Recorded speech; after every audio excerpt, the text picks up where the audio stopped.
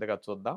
Doctor Manthena's launch pack open చేసిన తర్వాత నలగకుండా ఉండాలంటే బిస్కట్స్ అన్నిటికంటే పైన పెడతారు కాబట్టి ముందు అవే వచ్చాయి. నేను కూడా ఎక్కువ రోజులు భోజనానంతరం రోజు ఒక ప్యాకెట్ కూడా తిని చూశాను.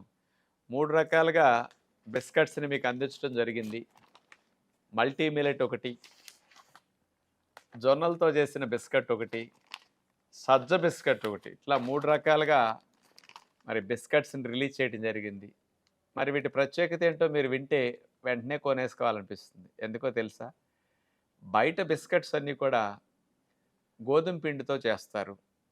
ఎక్కువ భాగం మార్కెట్‌లో అయితే మైదాతో చేస్తారు. అసలు గోధుమ అనేది లేకుండా గ్లూటెన్ ఫ్రీ బిస్కట్స్ ఇవి.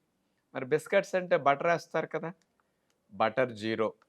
మరి ఎట్లా వస్తాయి? క్రిస్పీగా అనొచ్చు మీరిక్కడ. వేరుశెనగ పప్పుల బటర్, నువ్వుల బటర్‌తో చేసిన